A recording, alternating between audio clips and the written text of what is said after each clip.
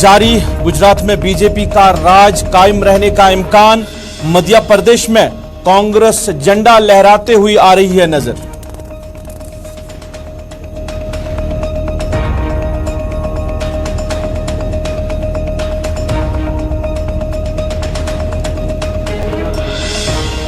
Election के लिए साल 2024 तक इंतजार करना मुमकिन नहीं।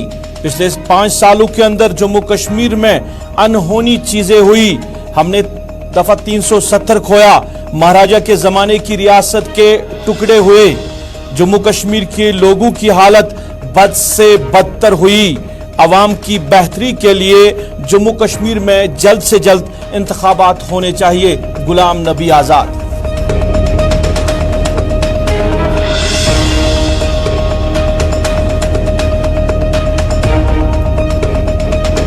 डीडीसी इंतखाबात द्रगमुला हाजन ए हलकों के लिए वोटिंग का अमल जारी। नेशनल कॉन्फ्रेंस के उम्मीदवारों की जीत के इम्कानात आ रहे हैं नजर।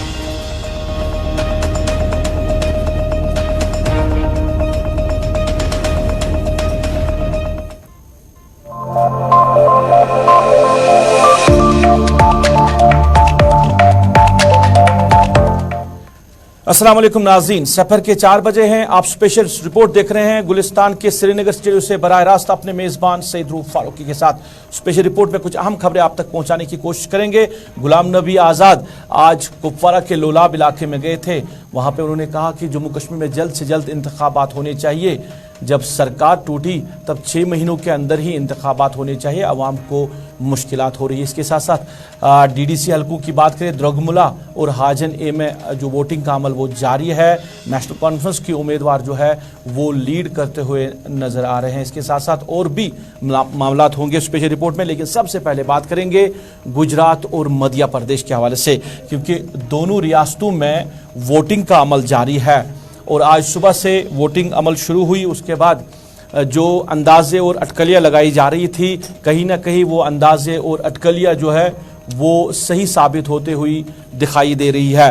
बीजेपी जो पिछले 27 सालों से गुजरात में राज कर रही है और मुमकिन है कि अब की बार भी गुजरात जो है वहां पे बीजेपी ही राज करेगी और गुजरात में बीजेपी की मेजॉरिटी जो है वो दिखाई हुई दे रही है। और अगर मध्य प्रदेश की बात करें तो मध्य प्रदेश में कांग्रेस जो है वो अपना झंडा लहराते हुई नजर आ रही है। कांग्रेस में ऐसा लग रहा है, जो अभी तक आंकड़े सामने आ रहे हैं उस हिसाब से कांग्रेस की जीत जो है वो मध्य प्रदेश में दिखाई दे रही है। आम आदमी पार्टी जो कि मुल्क में मकबूलियत जो है वो हासिल कर रही है। आम आदमी पार्टी 2 रियासतों में उनकी हुकूमत चल रही है। जो म्यूनसिपल इलेक्शंस हुए थे महाराष्ट्र में, वहाँ पे उन्होंने जीत दर्ज की है। गुजरात में उन्होंने अपने कैंडिडेट्स खड़े किए हैं। हालांकि वोट शेयर उन्होंने बहुत लिया है, मगर जो एक्सपेक्टेड था कि वहाँ से गुजरात से वो कुछ सीटें निकाल सकते हैं, ऐसा अभी नज़र नहीं आ रहा है। अभी क्या कुछ फिगर सामने आ रहे हैं ये जानने के लिए हम अपने सीनियर साथी हिलाल हांजूरी के साथ राब्ता करेंगे और बराह रास्त उनसे जानने की कोशिश करेंगे। हिलाल, क्या कुछ फिगर्स अभी सामने आ रहे हैं? क्योंकि जो अंदाजा था कि गुजरात पे फिर से बीजेपी ही राज कर सकती है, हालांकि सोशल मीडिया पे देखे तो पिछले दिनों से जो कुछ लोग कह रहे थे कि गुजरात में मेजॉरिटी मिलना बीजेपी के लिए मुश्किल है, मगर जो अभी तक जो एदाद-ओ-शुमार सामने आ रहे हैं वहां पे बीजेपी की मेजॉरिटी जो है वो दिखाई दे रही है। बिल्कुल, 2 जगहों पर जहां आज वोट शुमारी हो रही है, गुजरात और दूसरा हिमाचल प्रदेश, क्योंकि हिमाचल प्रदेश के अंदर कांग्रेस जो है वो बहुमत में आती हुई बारे में पहले से ये आंकलन था और इसमें जो एग्जिट पोल भी आया है उसमें साफ बात ये कही गई थी कि वहां पर और अभी तक जो रुझान मिल रहे हैं वो 150 के आसपास या 160 के आसपास बीजेपी वहां पर जो है आती हुई नजर आ रही है। तो इस तरह से इन इलेक्शंस का इंपैक्ट जो है आने वाले यानी साल 2024 के इलेक्शंस पर साफ देखा जा सकता है, क्योंकि गुजरात के अंदर भारतीय जनता पार्टी की लगभग 60 सीटें बढ़ गई हैं और 60 सीटें कांग्रेस की कम हो गई है। और आने वाले चुनावों के लिए जब गुजरात के अंदर लोकसभा चुनाव साल 2024 के होंगे तो गुजरात जो है वो यहां का इशारा दे रहा है कि आने वाले लोकसभा का जो सिस्टम क्या होगा। दूसरी बात, जहां तक हिमाचल प्रदेश का ताल्लुक है, हिमाचल प्रदेश के अंदर पहले से ही यह बात साफ हो रही थी और लग रहा था कि यहां कांटे की टक्कर होगी, क्योंकि यहां पर भारतीय जनता पार्टी के अंदर जो कुछ साबिका लीडरान थे, जो साबिका एमएलएस थे, उन्हें टिकट ना मिलना और उसके बाद उनका इंडिपेंडेंट इलेक्शन लड़ना या दूसरी पार्टी को सपोर्ट करना, वो यहां पर भारतीय जनता पार्टी के हक में नुकसान साबित हुआ। कुल मिलाकर अगर देखा जाए तो स्टेट वाइज अगर देखा जाए तो उसमें भारतीय जनता पार्टी को 2 में से 1 स्टेट जो है वो खोनी पड़ी, वो हिमाचल प्रदेश की, और कांग्रेस को यहां पर जीत हासिल हुई है और कांग्रेस ने 39 सीटें यहां पर जीत ली थी और 40वीं सीट पर उनका जो उम्मीदवार था वो अभी लीड कर रहा था। तो इस तरह से कांग्रेस के खाते में एक और स्टेट जो है वो जुड़ चुकी है। लेकिन जहां तक सीटों का ताल्लुक है, जिन हालात से कांग्रेस गुजर रही है, इन हालात में हिमाचल प्रदेश की स्टेट पे कब्जा करना ये कोई आसान बात नहीं है। देखिए, इसमें कोई शक नहीं है कि भारतीय जनता पार्टी का कांग्रेस मुक्त भारत का जो एक नारा था वो हिमाचल प्रदेश ने साफ कर दिया कि वो अभी नहीं हो सकता है। हालांकि गुजरात के अंदर जब हम देखते हैं तो वहां पर भारतीय जनता पार्टी ने कांग्रेस के अंदर एक सेंध जरूर मारी है, लेकिन जो माहिरीन है, मुबसरीन है या जो एनालाइज करने वाले लोग हैं, उनका कहना है कि गुजरात के अंदर जो सेटबैक कांग्रेस को मिला है उसमें आम आदमी पार्टी का बड़ी जोरों शोर से वहां पर प्रचार करना और उसके बाद वहां पर जो है अपने कैंडिडेट्स बेशतर सीटों पर उठाना, उसमें यह बात है कि जो कांग्रेस का वोट शेयर है वो डिवाइड हो गया है आम आदमी पार्टी और कांग्रेस के दरमियान। नतीजा यह हुआ कि इन सीटों पर यहां भारतीय जनता पार्टी के जो उम्मीदवार है वो यहां से जीत गए हैं। तो इस तरह से कांग्रेस मुक्त भारत तो नहीं कर सकते हैं, लेकिन गुजरात के अंदर कहीं ना कहीं कांग्रेस मुक्त गुजरात करने की भारतीय जनता पार्टी की मुकम्मल कोशिश रही है, अगरचे इसमें आम आदमी का सपोर्ट इस नजरिए से मिला कि कांग्रेस का वोट गुजरात के अंदर डिवाइड हुआ है और यही वजह है कि लगभग 60 सीटें जो है कांग्रेस को कम हो गई है। आम आदमी पार्टी की बात करें, हालांकि गुजरात में वो ज्यादा असर नहीं दिखा सकी है, जिस तरह उनके लीडरान कह रहे थे कि वो एक अच्छा खासा वहां पे सीटों का शेयर लेके जाएंगे, मगर ऐसा नहीं हुआ। मगर जो मकबूलियत आम आदमी पार्टी की मुल्क में बढ़ रही है, वोट शेयर हासिल करके ऐसे लग रहा है कि मुल्क में आम आदमी पार्टी जो है वो अपनी छाप छोड़ती हुई नजर आ रही है। देखिए, आप 2 अंदाज से देखिए। एक तो ये कि इसमें कोई शक नहीं कि अगर गुजरात के अंदर आम आदमी पार्टी को सीटें कम मिली हैं, लेकिन उसका मतलब ये नहीं कि उन्हें वोट नहीं मिला है। वोट शेयर जो है वो आम आदमी पार्टी को गुजरात के अंदर गेन हुआ है और मुबसरीन का मानना है कि ये जो आम आदमी पार्टी के अंदर वोट शेयर आया है ये दरअसल कांग्रेस की बेस है। ठीक उसी तरह जिस तरह दिल्ली के अंदर कांग्रेस धीरे धीरे खत्म हो रही है और उसका क्रेडिट जो है या उसका फायदा जो हुआ आम आदमी पार्टी को जाता हुआ नजर आ रहा है, ठीक उसी तरह पर गुजरात के अंदर भी कांग्रेस का वोट जो है वो आम आदमी पार्टी के अंदर कन्वर्ट हुआ और जब आम आदमी पार्टी के अंदर वोट कन्वर्ट हुआ तो उससे सीटें जो है वो कांग्रेस की कम हुई है। क्योंकि पिछले चुनाव के अंदर साल 2017 के चुनाव के अंदर गुजरात के अंदर यह देखा गया कि 100 के करीब ऐसी सीटें थी जहां पर जो बीजेपी के कैंडिडेट्स हैं उन्होंने जो मार्जिन से जीता है वो 100, 150, 250 के आसपास हुआ करता था। लेकिन जहां जहां पर कम मार्जिन था वहां पर जब अब हमने आज देखा कि आम आदमी पार्टी के लोगों ने 10,000, 15,000, 20,000 वोट लिए तो वो सीटें भी यहां कांग्रेस को गिरती हुई नजर आ रही है और कुल मिलाकर गुजरात के अंदर न सिर्फ कांग्रेस की सीटें कम हुई हैं बल्कि वोट शेयर भी वहां पर कांग्रेस को कम हुआ है। जो आने वाले 24 के जो लोकसभा के इंतखाबात है उसकी तस्वीर आज से ही साफ कर रहे हैं। बहुत बहुत शुक्रिया हिलाल तफसीलात देने के। नाज़रीन माफ कीजिएगा, ये मध्य प्रदेश, हिमाचल प्रदेश में वोटिंग की अमल जारी है जहां पे कांग्रेस जो है वो जीत की तरफ जो है जा रही है और गुजरात में फिर से जो भारतीय जनता पार्टी है वो राज करने जा रही है। और आम आदमी पार्टी की बात करें, उनके लीडरान दावे कर रहे थे कि गुजरात में वो अच्छे खासे नंबरात लेकर सामने आ सकते हैं। हालांकि अगर उनको सीट ज़्यादा नहीं मिलने की तवक्का है मगर वोट शेयर ले रहे हैं जिससे ऐसा लग रहा है कि जो मकबूलियत आम आदमी पार्टी की मुल्क में जो है वो बढ़ रही है और कहीं ना कहीं वो कांग्रेस को रिप्लेस करते हुए दिखाई दे रही है।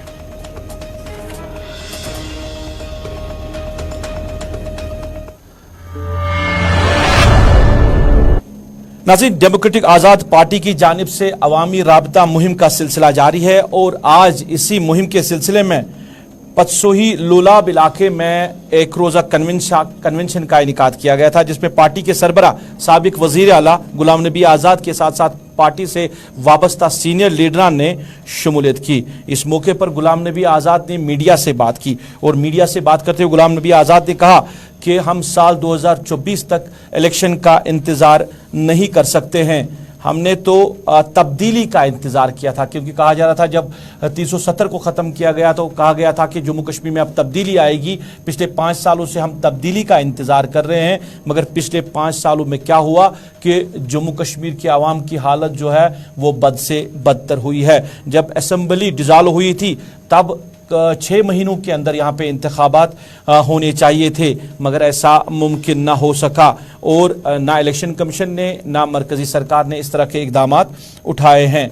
हमने पिछले 5 सालों में बहुत कुछ खोया, यहाँ पे अनहोनी चीज़ें हुई है। पिछले 5 सालों में गुलाम नबी आज़ाद कह रहे हैं कि हमने स्पेशल स्टेटस यानी दफ़ा 370 खोया, हमने जो एक पुरानी रियासत थी महाराजा या अकबर के ज़माने की जो रियासत थी उसको उसके टुकड़े होते हुए देखे हैं और अब जम्मू कश्मीर के लोगों की हालत वो बद से बदतर हो रही है दिन ब दिन। मगर सरकार को सोचना चाहिए कि आवाम की हालत को कैसे बेहतर बनाया जाए। गुलाम नबी आज़ाद ने कहा कि जल्द से जल्द जम्मू कश्मीर में इंतखाबात होने चाहिए और अब इसमें ज़्यादा देर नहीं लगनी चाहिए।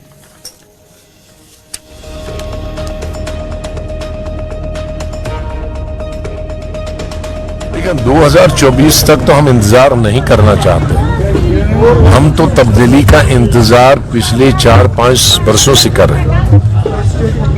जब असेंबली डिसॉल्व की थी पहले तो करने की जरूरत नहीं थी, वो गलत किया गया था असेंबली डिसॉल्व करना, लेकिन की तो रियासत में कोई आतंकवाद नहीं था, कोई परेशानी नहीं थी। 6 महीने के अंदर अंदर इंतखाबात होने चाहिए थे, लेकिन अब तब से तकरीबन 5वां साल चल रहा है और इन 5 सालों में कई चीजें हुई जो कि कभी सोचा भी नहीं था। 370 का हमने सोचा नहीं था कभी हटेगी। हमने स्टेट इतनी पुरानी महाराजा के जमाने में या अकबर के जमाने से स्टेट चलती हुई वो उसकी 2 टुकड़ी यूटी बनेगी, ये हमारी अकल से बाहर था। तो अनहोनी चीजें इन 5 सालों में हुई और जिन अनहोनी चीजों की वजह से हमारी रियासत चाहे वो जम्मू हो एरिया कश्मीर हो बद से बदतर इक़्तिसादी तौर पर सियासी तौर पर किसी मयार में आप लीजिए बद से बदतर हमारी हालात हो और ऊपर से इलेक्शन ना होने की वजह से कोई पब्लिक रिप्रेजेंटेटिव नहीं है, कोई एमएलए नहीं है, कोई मिनिस्टर नहीं है, चीफ मिनिस्टर नहीं। लोग कहां जाएं? डॉक्टर नहीं है, आपका टीचर नहीं है, आपकी सड़क काम नहीं कर रहे हैं, आपको मजदूरी नहीं है, आपकी बेकारी है, किसके पास जाएं? तो जाने के लिए नहीं। इसलिए हर इंसान यहां फ्रस्ट्रेटेड है, मजदूर फ्रस्ट्रेटेड है, नौजवान फ्रस्ट्रेटेड है। नौजवान इतनी पढ़ाई लिखाई के बाद अब ड्रग्स की तरफ जा रहा है और जो कि कैंसर से भी बुरी चीज है। इसलिए इस एक सियासी बहरान से, एक इक्तिसादी बहरान से स्टेट गुजर रही है। इस इक्तिसादी और सियासी बहरान से अगर हमको रियासत को निकालना है तो अगले 6 महीने में जो ही मौसम ठीक हो जाएगा इलेक्शन होना चाहिए। नाज़रीन, जिला तरक्याती कौंसिल के 2 हलकों के इंतखाबात हुए और आज वोटिंग का अमल जो है वो दोनों जगह पे जारी है। जिला कुपवारा के द्रगमुला इलाके और बांडीपोरा में हाजन ए दोनों जगह पे पिछले दिनों इंतखाबात हुए और आज दोनों जगह पे वोटिंग जो है वो चल रही है और अभी भी वोटिंग का अमल जारी है। अगर हाजन ए की बात करें तो अभी खबरें आ रही है कि वहाँ पे वोटिंग का अमल जो है फिलहाल रोक दिया गया है। क्या हालात है ये हम अपने जो वहाँ के नुमाइंदे हैं उनसे जानने की कोशिश करेंगे। इसके साथ द्रगमुला की जब बात करते हैं तो द्रगमुला में भी जो वोटिंग अमल है वो जारी है। मुकाबला काफ़ी नज़दीकी लग रहा है, मगर जो अभी तक एदाद-उश-शुमार सामने आ रहे हैं वहाँ पे जो आज़ाद उम्मीदवार है जिसको नेशनल कॉन्फ्रेंस बैक कर रही है उसकी जीत जो है यकीनी लग रही है। और ऐसा लग रहा है कि दोनों जगह पे हाजन ए में जिस तरह की रिपोर्ट्स अभी सामने आ रहे हैं, हाजन ए में और जो द्रगमुला कुपवारा की जब बात करते हैं तो दोनों जगहों पे जो नेशनल कॉन्फ्रेंस के उम्मीदवार हैं वो जीत हासिल कर सकते हैं। इस तरह की सब खबरें सामने आ रही, इस तरह के एदाद-उश-शुमार सामने आ रहे हैं। अभी ये खबरें आ रही है कि हाजन में वोटिंग का अमल रोका गया है, कुछ वहाँ पे हालात इस तरह के हुए हैं जिसकी वजह से जो वोटिंग का अमल है वो रोकना पड़ा। दोनों साथियों से हम ज़हूर अहमद और शमीम अहमद, शमीम का ताल्लुक कुपवारा से और ज़हूर अहमद बांडीपोरा से जो हमारे नुमाइंदे हैं, दोनों से हम तफसीलात जानने की कोशिश करेंगे कि क्या रिज़ल्ट के कब तक मुकम्मल होगी ये वोटिंग का अमल और जो नताइज है वो कब तक अवाम के सामने लाए जाएंगे और जो बांडीपोरा में वोटिंग अमल है वो क्यों रोका गया है। ज़हूर, सबसे पहले मैं ज़हूर आपके पास आना चाहूँगा। ये खबरें आ रही है कि हाजन ए में जो वोटिंग अभी तक चल रही है वो रोक दी गई है, क्या वजह है, क्यों रोकी गई है वोटिंग? जी बिल्कुल रूफ, अगर मैं आपको बता दूं चलूं, ये जो हाजन ए की जो निशस्त में जो पोलिंग है वो मुझे लग रहा है पौने घंटे से जो है स्टॉप कर दी गई है। यहाँ पे जो तीसरा मरहला चल रहा था और यहाँ पे जो कुछ और दूसरी स्टैंप यानी रबर स्टैंप दूसरी आई है वो कई वोट रूम पे जो है देखी गई है। उसके बाद जो है यहाँ पे जो एजेंट्स है उन्होंने एक जो कंप्लेन किया है आपस में, उन्होंने कहा कि इसको रोक दिया गया। और अभी कुछ देर पहले डिप्टी कमिश्नर बांडीपोरा यहाँ पे आए और वो अंदर गए और हालांकि मैंने फोन पे भी बात की है डिप्टी कमिश्नर बांडीपोरा से, डॉक्टर उवैस अहमद से, उसने यही आश्वासन दिया है कि 10 मिनट से हम खाली 10 मिनट का समय दे दीजिए हमारे पास, हम सीओ यानी चीफ इलेक्टोरल ऑफिसर से इन टच हैं, जो भी वहां पे हतमा फासला आएगा तो उसके बाद ही हम इस पे कोई कार्रवाई कर सकते हैं। तो अभी हम जो है इसी बाहर, हालांकि यहाँ कुछ देर पहले कुछ बातें का आपस में हुआ और यहाँ पे जो देख रहे हैं जो एनसी बेस्ड कैंडिडेट है यानी जो एनसी को जिसको बैक कर रहे हैं वो भी यहाँ शोर शराबा कर रहे हैं कि इसको इन वोटों को जो है रिजेक्ट किया जाए, वो ये दावा करें इनको रिजेक्ट किया जाए क्योंकि दूसरी स्टेप है, इलेक्शन कमीशन की स्टेप है, इसको रिजेक्ट किया जाए। और इसके साथ साथ अगर हम बात करेंगे पीपुल्स कॉन्फ्रेंस अपनी पार्टी के हवाले से, वो बोल रहे हैं कि ना इन जो ये वोट से इनको कंसिडर किया जाए। लेकिन आप ये बात, ये जो गेम है चीफ इलेक्टोरल ऑफिसर के हाथ में है और डिप्टी कमिश्नर बांडीपोरा जो डिस्ट्रिक्ट इलेक्शन ऑफिसर है, तो उसने कहा कि हम देखते हैं क्या हुआ। हालांकि उसने खुद भी मुआयना किया। ये देख रहे हैं अभी जो, अगर आपको कैमरामैन जो विजुअल दिखाएगा, ये पूरा जो दरवाजा है इसको लॉक कर दिया गया है, अंदर कुछ जो एक एक एजेंट को रखा गया है, बाकी को लॉक कर दिया गया है। ये आप तस्वीरें जो देख रहे हैं अभी गुलिस्तान न्यूज पे, ये बांडीपोरा की जो स्ट्रांग रूम है जहाँ पे काउंटिंग की जा रही है और यहाँ अभी जो है इसको बंद कर दिया गया है। और हालांकि अभी जो यहाँ सिक्योरिटी के पॉइंट ऑफ व्यू से देखेंगे, सिक्योरिटी के पुख्ता इंतजाम किए गए हैं। यहाँ पे जो कैंडिडेट है और ये कंटिन्यू ये दावा कर रहे हैं कि इसको रिजेक्ट किया जाए। लेकिन ज़हूर, कितने राउंड्स अभी तक हुए हैं ज़हूर? अगर इस हाजन ए की जब हम बात करते हैं तो कितने राउंड अभी तक हुए हैं और कितने राउंड होने बाकी है? इसमें 4 राउंड थे, 2 मुकम्मल हो चुके था, अब तीसरा राउंड इसमें चल रहा था। तीसरे राउंड में जो ये एरर आया, जो इस स्टैंप का मसला आया, वो तीसरे राउंड में आया है। अभी इसका चौथा मरहला भी बाकी है। ये तीसरे मरहले में ये जो एरर्स आए हैं, हालांकि डिप्टी कमिश्नर बांडीपोरा इसको खुद मॉनिटर कर रहे हैं और यहाँ के पुलिस के आला अधिकारी भी यहाँ पे हैं और कंटिन्यू हम देख रहे हैं, इसको मॉनिटर किया जा रहा है। हालांकि बताया जा रहा है कि डिप्टी कमिश्नर बांडीपोरा ने ये अश्योर किया है कि इसमें हम चीफ इलेक्टोरल ऑफिसर से हैं। मैंने अभी इस पे फोन पे बात की है। अच्छा, दो जो राउंड्स हुए हैं, नताइज आपके सामने हैं, क्या नताइज क्या कुछ है? कौन सी पार्टी के उम्मीदवार जो है वो लीड कर रहे हैं? अगर हम जब दो निशस्त का इख्तिताम पजीर हुए थे तो उसमें नेशनल कॉन्फ्रेंस वोट 81 वोट से लीड कर रही थी और उसके पीछे जो अपनी पार्टी थी तीसरे नंबर पे पीपुल्स कॉन्फ्रेंस थी।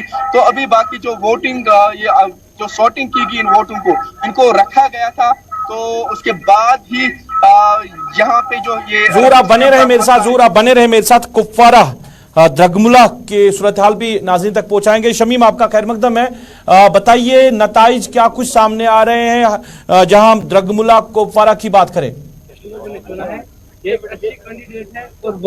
जी सही रूप, मैं इस वक्त बिल्कुल यहाँ पे ग्राउंड जीरो पे मौजूद हूँ। मैं इस वक्त ITI कुपवारा में मौजूद हूँ। यहाँ पर जो है अभी जो है मैं जराये से ये खबर मौसूल हो रही है कि यहाँ पर जो आज़ाद उम्मीदवार जो एडवोकेट आमना है, उसने जो है अपनी जो जीत है वो दर्ज कर ली है। हालांकि ज्यादा मार्जिन तो नहीं है, लेकिन 42 वोट जो है 42 वोट से जो है उसने अपनी जीत दर्ज कर ली है, यानी कि 42 वोट से वो अपनी जीत दर्ज करने में कामयाब हुई है। अगर हम पीपल्स कॉन्फ्रेंस की बात करेंगे, पीपल्स कॉन्फ्रेंस भी जो है दूसरे नंबर पे रही है, जिस तरह से पहले से ही आज सुबह से ही जो है गुलिस्तान न्यूज़ पे जो है शमीम ये जो एडवोकेट आमिना है, ये जो एडवोकेट आमिना है, ये इंडिपेंडेंट उम्मीदवार है, मगर ये खबरें ये आ रही है कि इसको नेशनल कॉन्फ्रेंस ने बैकअप किया था, नेशनल कॉन्फ्रेंस ने बतौर इसको अपना उम्मीदवार मैदान में उतारा था। जी बिल्कुल, आपकी बात जो है बिल्कुल दुरुस्त है, लेकिन ये आजाद उम्मीदवार की हैसियत से जो है पहले मैदान में आई थी, इसके बाद में जो है नेशनल कॉन्फ्रेंस से इसकी जो है हिमायत की है। तो इस हिसाब से जो है यहाँ पर इससे आज जो है जीत अपनी दर्ज कर ली है। हालांकि अभी जो है फाइनल राउंड जो है उसकी अनाउंसमेंट नहीं हुई है, लेकिन जो हमें भी ज़राए से खबर मिली है। शमीम, जब हम जिला कुपवारा की बात करते हैं, शमीम जब जिला कुपवारा की बात करते हैं या नॉर्थ कश्मीर की जब हम बात करते हैं, तो पीपल्स कॉन्फ्रेंस का एक स्ट्रांग होल्ड माना जाता है, खासकर कुपवारा जो है वो पीपल्स कॉन्फ्रेंस का स्ट्रांग होल्ड माना जाता है। तो पीपल्स कॉन्फ्रेंस की हार की वजह क्या बनी? जी बिल्कुल, मैं आपको बता दूं कि ये जो पीपल्स कॉन्फ्रेंस है, हालांकि पीपल्स कॉन्फ्रेंस के यहाँ की अगर हम बात करेंगे, यहाँ पर जो है उनका अपना चेयरमैन है, वाइस चेयरमैन है, या बाकी जो भी डीडीसी मेंबर वगैरह है, वो पीपल्स कॉन्फ्रेंस के ही। अगर हम इस जिले कुपवाड़ा की बात करेंगे तो हार की वजह ये भी हो सकती है क्योंकि वोट परसेंटेज जो है वो कम पड़ी है, और दूसरी बात ये भी है कि ये जो पहले यहाँ पे जो आज से 2 साल पहले जो ये डीडीसी इलेक्शन यहाँ पे हुआ था, उस टाइम जो है फिर ब्रेक लगी थी किसी कारण की वजह से। तो आज की डेट में जो है पीपल्स कॉन्फ्रेंस को जो है अपना चुनावी निशान नहीं था, हालांकि उसके पास जो था कलम नवाज चुनावी निशान था, क्योंकि पीडीपी को जो है ये पीएचडी की तरफ से जो है ये कॉन्स्टिट्यूंसी द्रगमुला कॉन्स्टिट्यूंसी का मैंडेट मिला था, लेकिन उस टाइम जो है ये बिल्कुल पीडीपी की कैंडिडेट थी। लेकिन चलिए, बहुत शुक्रिया दोनों का तफसीला देने के लिए। तो खबर यह है कि द्रगमुला में जो आजाद उम्मीदवार है, जो नेशनल कॉन्फ्रेंस के टिकट पे, जो नेशनल कॉन्फ्रेंस के बैक पे जिन्होंने इलेक्शन लड़ा था, एडवोकेट आमिना, ये खबरें आ रही है कि उन्होंने वहां पे अपनी जीत दर्ज की है और पीपल्स कॉन्फ्रेंस दूसरे नंबर पे आया है। मगर हाजन की जब बात करते हैं तो हाजन में काउंटिंग को फिलहाल रोक दिया गया है। वजूहत जो है वो हमारे साथी ने आप तक पहुंचाई है। अब डिस्ट्रिक्ट डेवलपमेंट कमिश्नर खुद इस मामले को मॉनिटर कर रहे हैं और ये बताया जा रहा है कि कुछ देर बाद ही ये सारे मामला देखकर यहाँ पे काउंटिंग का अमल दोबारा से शुरू किया जा सकता है।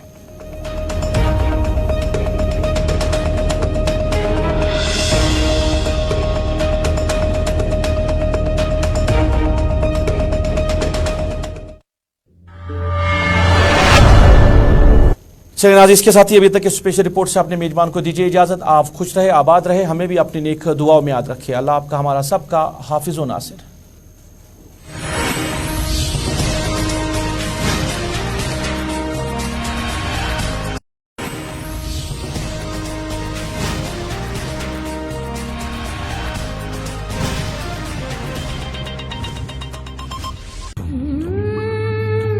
आज कुछ अलग रियाज करते हैं, सुरों के साथ नहीं, चुस्कियों के साथ करते हैं, सुकून से